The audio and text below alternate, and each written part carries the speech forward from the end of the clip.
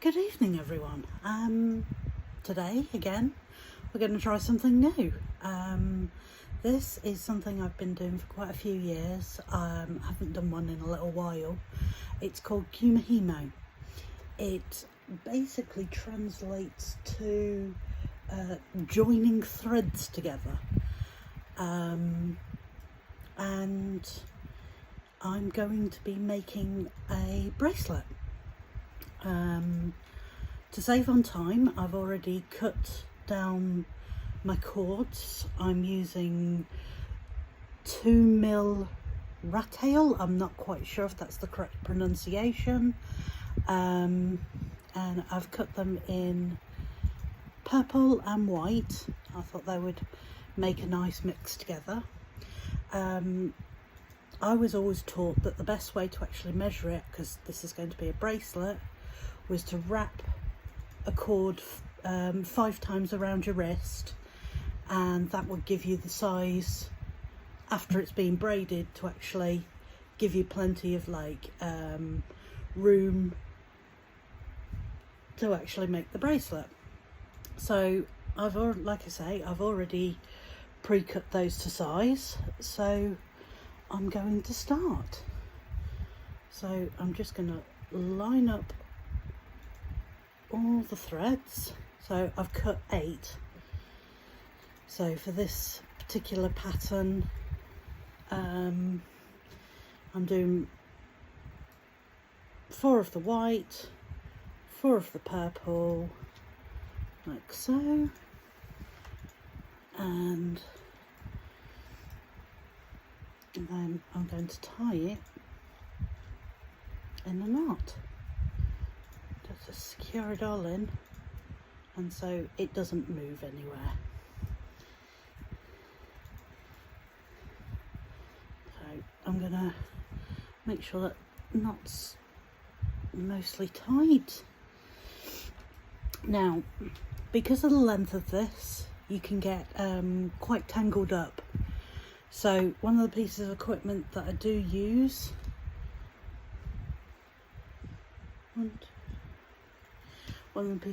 is a little bobbin.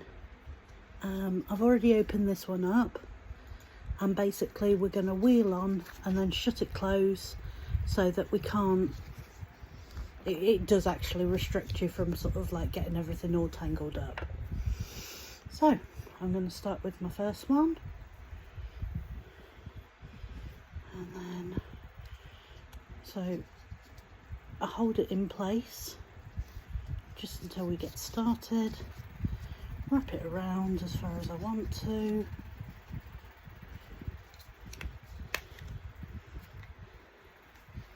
and therefore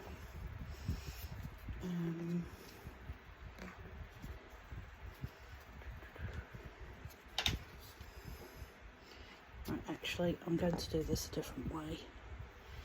So I'm going to put, if you can see that, there's like little notches that you place in. I'm putting 2 of the white at the top. I'm going to have the purples each side, and again, depending on what pattern you are choosing to use is depending on the formation that you're using. I'll give you a close-up of the disc soon. Again, this is the fiddly bit because you're just getting everything lined up.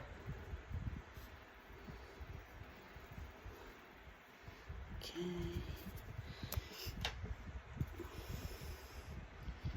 So just bear with me a second while I get this set up. I try and make sure that the cords I'm using are, so the knot, I'm trying to get the ones that belong at the top together at the top, and the ones that belong at the bottom from the way I've tied the knot. Okay, so I want to centre that, right, like so. Now if you look at this, you can see there's a dot at the top, the bottom, left and right.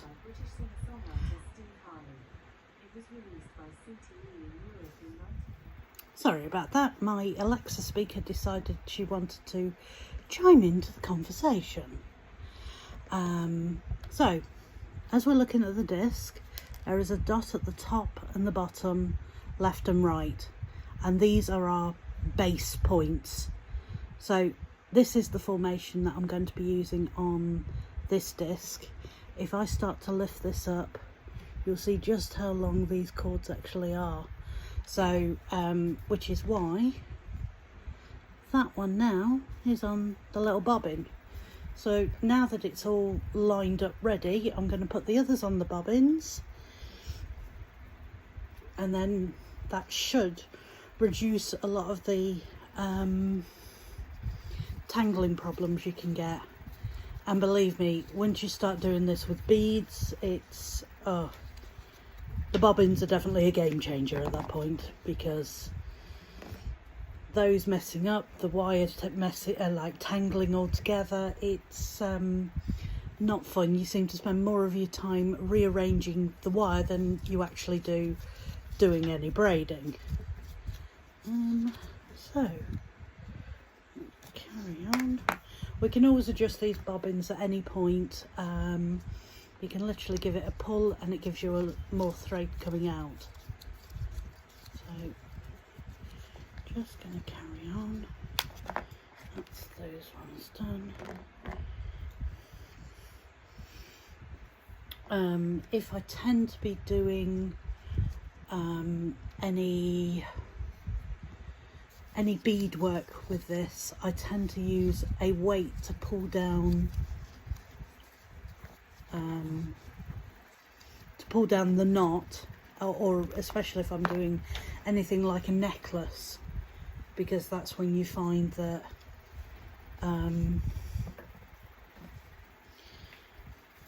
you're getting a lot of weight and you want the tension on there to support it. Almost done. 2 more to go. The weight that I normally use is normally got like a crocodile clip, and then the weight on the end of the crocodile clip. So you just click it to the part where you've tied the knot, and then you sort of like let it, well, gravity do its work and keep everything in place. This is the last one. I don't know how much I'm going to be able to get done tonight, but so I don't know if you can see that, but there's all those bobbins there. So looking from the top, we're going to pull the right one down from the top notch down to next to the one on the bottom. Then we're going to take the one furthest on the left and put it next to on the left of the one at the top. Then we're going to turn it, and then we're basically doing the same thing, and turn,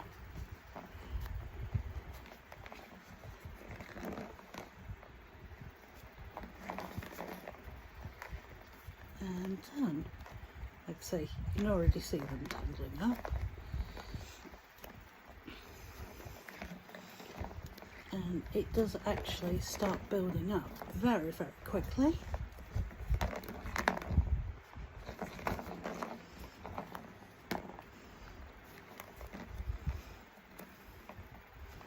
And you just keep turning and repeating the process.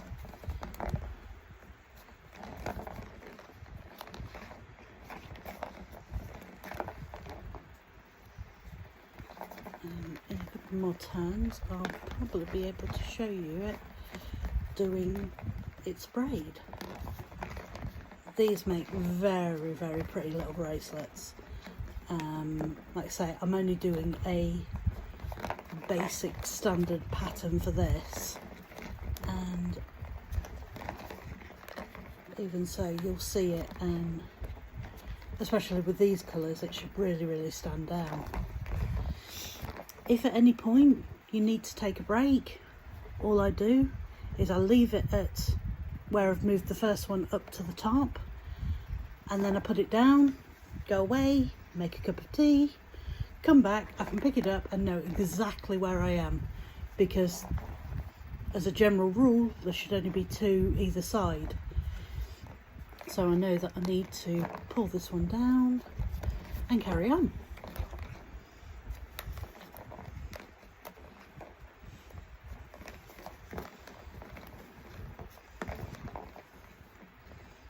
Okay, I have this one, I'm going to turn this over. So again, I'm moving that one up to the top so I know where I am. Before I turn over, I don't know if you can see that, but it's just starting to form how the braid is going to be. Obviously it's very small at the moment, so I've lifted that one up there, so I need to do it on the left side and turn up to the top, down to the bottom, turn up to the top, down to the bottom. Again, this is another very calming hobby. I find it very relaxing to do, and I can normally do a bracelet in maybe half an hour. This sort of bracelet. A beaded one takes much longer because you've got to move a bead down and lock it into place, which I will show you guys on another video. But it has such a beautiful effect that it is worth it after you've done one. Okay, I'm getting slightly askew in the centre, so I'm just centralising the knot into the middle of where I'm trying to do. Again, I did it while I had 3 in one position, so I could move that back down.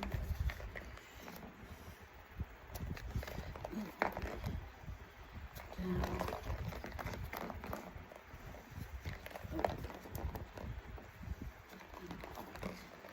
Okay, so we can now see that I haven't really got a lot of room left. I'm just going to pull and do a little bit of a twist, and it's giving me a lot more thread. So again, up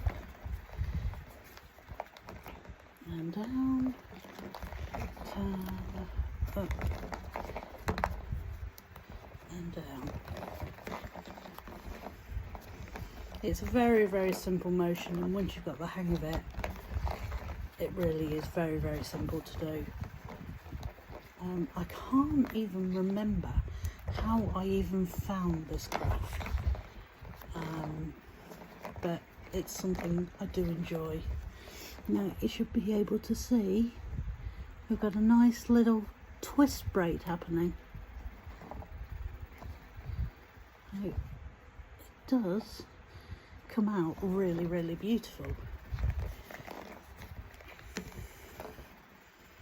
So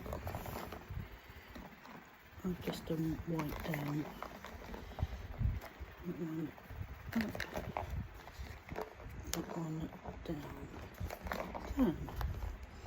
Okay, another way to tell whether or not which one is the last one that you did is, I'm doing it in this angle, but I want to save where I am regardless, so I've done the 3 up. You can see that the last cord that I've done is on the very top of everything else. So you can tell from that which is the last one that you have actually moved up. Because we all know that we forget and we can easily walk away without completing a full cycle. But I just wanted you guys to see what this is like.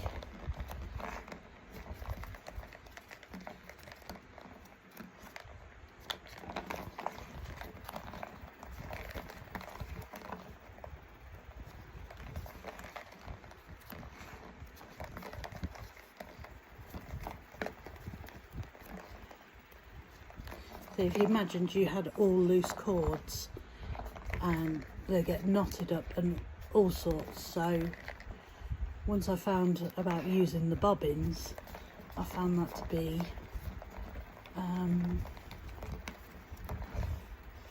very helpful.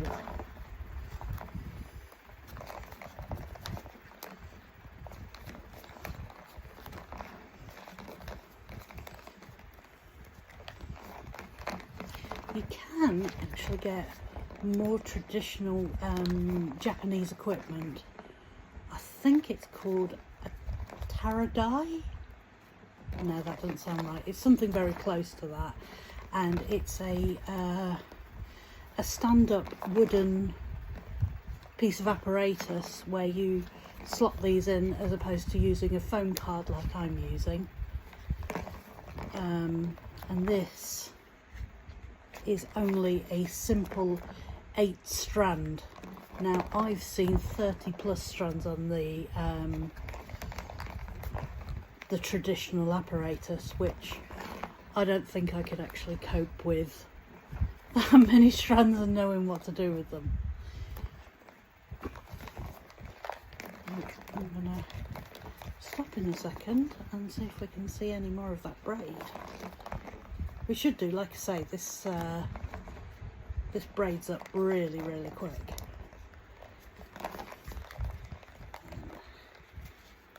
I find it a lot of fun to do.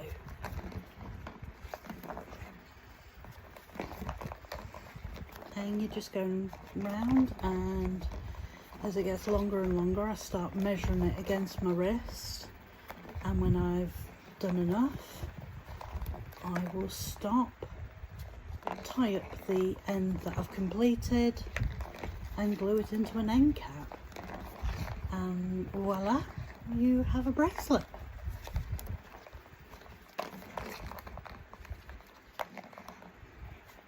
Okay, let's have a look. Oh yeah, you can see that lots better. So let me know what you think, guys, and I shall catch you all very soon.